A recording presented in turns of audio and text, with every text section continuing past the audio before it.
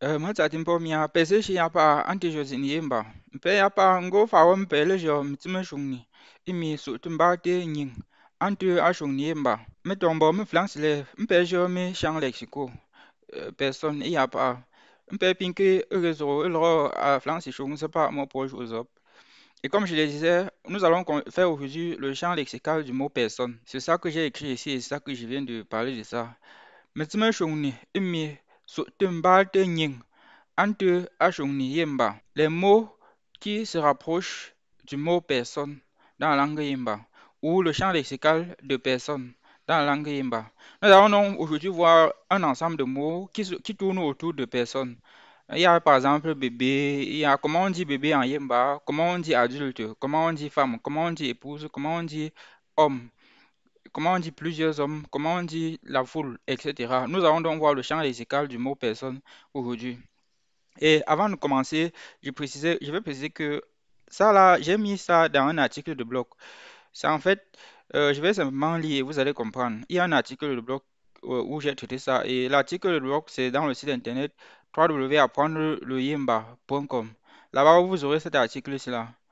Et j'ai dit à la fin de l'article qu'il y aura des mots qu'on va ajouter, puisque je n'ai pas tout donné, j'ai trié les plus essentiels et j'ai donné aujourd'hui. Donc il y aura une partie 2 de ce cours-ci ou bien de cette vidéo-ci là. Il y aura une partie 2. Mais je vous ai donné d'abord les essentiels aujourd'hui. Et il n'y aura pas plus d'une partie 3. Il y aura peut-être à la limite une partie 2. Il n'y aura pas plus au-delà de 3. Ok. Donc ça c'est la première partie et c'est la plus importante. Je voulais seulement préciser. Ok. En bas, moi suis. Mort suis, c'est le bébé. Mort suis. Mort, je répète, mort, c'est l'enfant. Meng, meng, qui signifie enfant de. On peut aussi transformer ça et écrire ça comme ça peut aussi marcher. Meng, meng, enfant de. Et ici, enfant de, ça c'est un mot contextuel. En Yimba, il existe certains mots appelés des mots contextuels, c'est-à-dire des mots qu'on utilise qu'en fonction des circonstances. Si par exemple, je vais dire que l'enfant de Kenfak, je dois traduire ça en Yimba en utilisant plutôt meng, je ne vais pas utiliser mort. Donc, c'est en Yimba, mort, meng, meng sont des mots contextuels. Vous allez, en tout cas, si on n'a pas encore vu le cours sur les mots contextuels, on va voir ça. Puisque dans la langue Imba, certains mots, comme je le disais, sont des mots contextuels. On utilise certains que dans des circonstances bien précises, notamment le mot meng, meng à l'enfant de ou du, quand on va associer l'enfant à quelqu'un. Exemple, ici en bas, meng ga, mon enfant, meng yi, son enfant, meng nkengefak, l'enfant de Kenfak. Donc on associe, quand on veut associer l'enfant à quelqu'un, on continue. Meng ke, un enfant ou l'enfant. Exemple, Mengke ngo a mfa awu. Je répète, Mengke ngo a mfa awu. Un certain enfant te cherchait ici. Ok, on continue. Ndue, c'est l'adulte. Ndu, l'adulte. Miandu, l'adulte. Nyingsuke, l'adulte. Donc, le mot adulte, français, ça existe sous plusieurs formes en Yemba. Et il y a une chose que vous devez aussi savoir, c'est que dans la langue Imba, on avait vu un cours sur ça, on avait vu un cours sur ça et j'ai aussi écrit un article de blog sur ça. Dans la langue Imba, les articles définis n'existent pas. Ce qui fait que quand on dit ndre, ça signifie adulte, ça signifie aussi l'adulte. Quand on dit l'article défini, c'est le, la, les, et l'apostrophe. Les articles définis n'existent pas. On pointe seulement le mot direct et pendant la traduction, on ajoute l'article défini. C'est aussi pour ça que dans la langue Imba, il existe des mots appelés des mots contextuels. Les mots contextuels contiennent déjà des articles définis qui orientent le sens dans la phrase. J'espère que vous comprenez. Donc, on peut dire ndu, ça signifie aussi adulte ou l'adulte. J'espère que vous avez compris. En tout cas, on continue.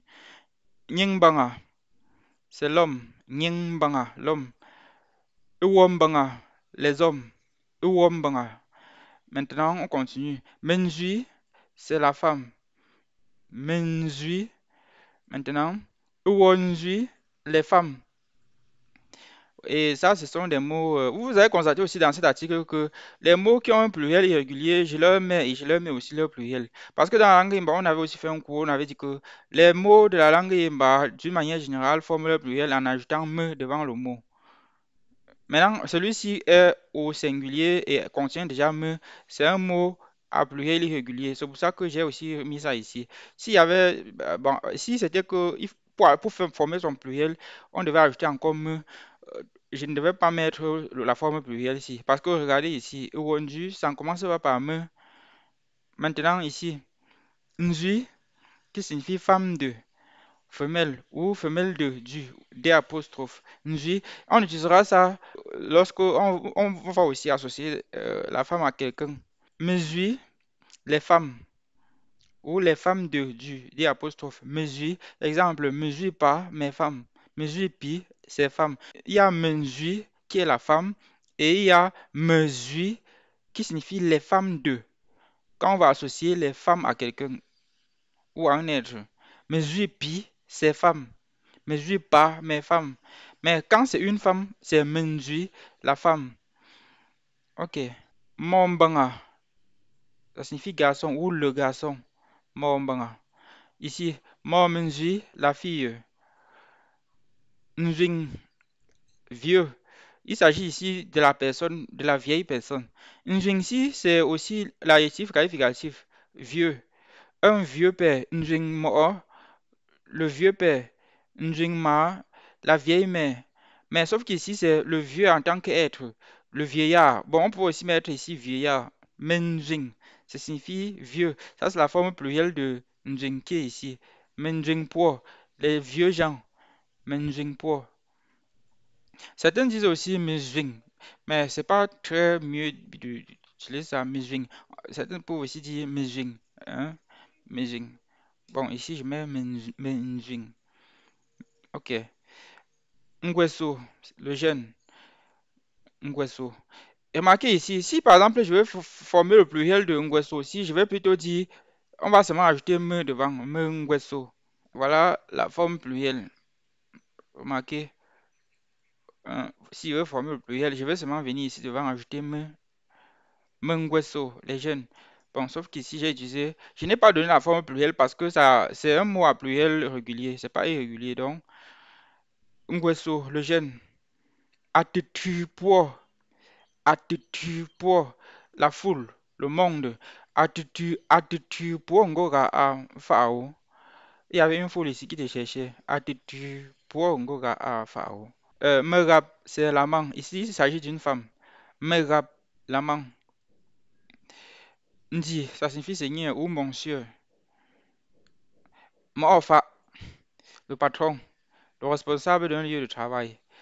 Exemple, Mofa Ra, mon patron. Mofa Yi, son patron. Mofa Wompe, notre patron. Ou Mofa Yimpe, notre patron. Nying, ça signifie quelqu'un, une personne. Le citoyen ou le citoyen de du, des apostrophes des.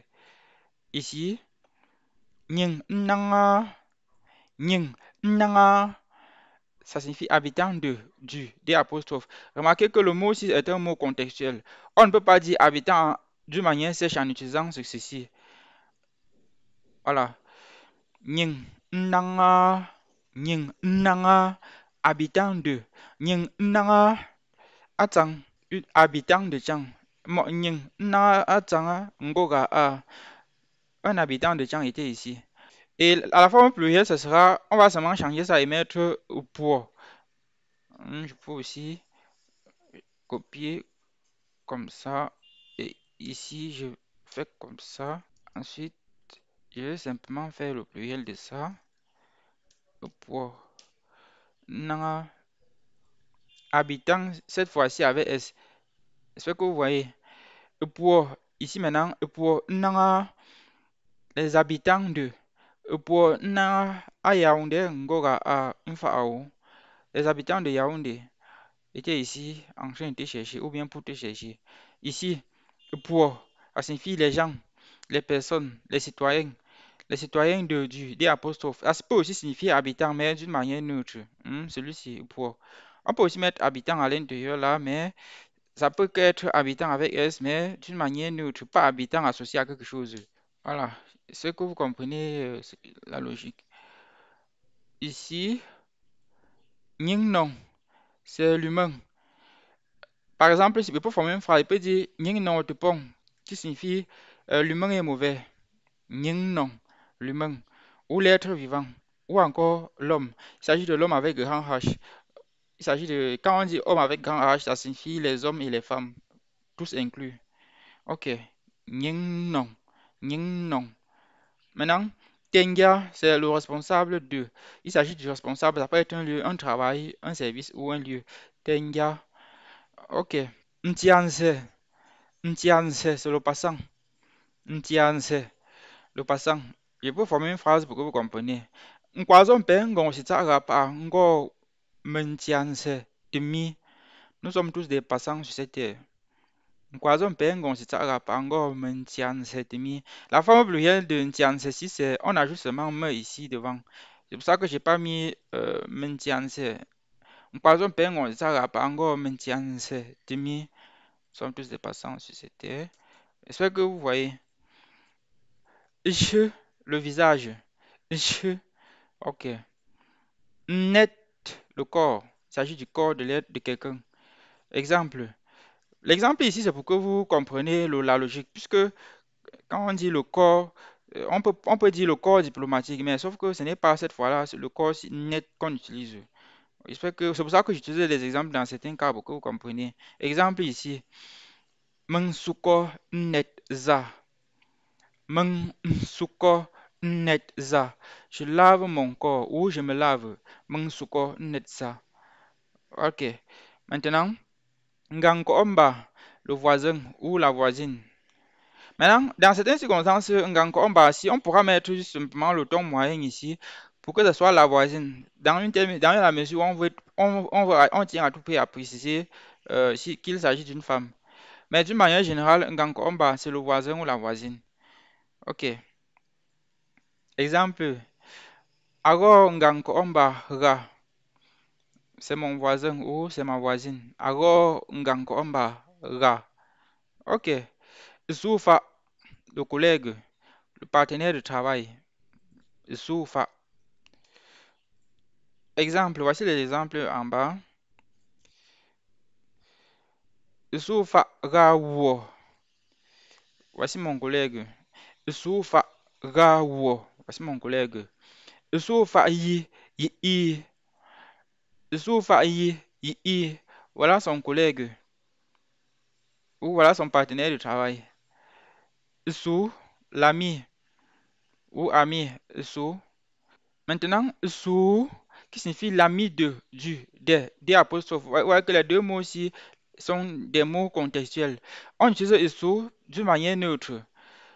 Sous aura l'ami, tu fais comment? Sauf qu'ici, quand on veut associer l'ami à quelqu'un, on dira plutôt sous, sous, par exemple, sous mon ami, Suyi, son ami. En Yéma, beaucoup confondent souvent et utilisent seulement celui-ci, alors qu'en réalité, il y a deux. C'est un peu pareil comme Ndou, qui signifie le mari de, le mari ou le et Ndou, le mari de. Les gens confondent souvent ça, alors que c'est pas, c'est deux mots qui, qui se ressemblent, mais qui ne sont pas, signifient pas la même chose. En tout cas, c'est contextuel, quoi. J'espère que j'ai déjà dit, vous avez compris. Issou, l'ami, Issou, l'ami de. Soura, mon ami,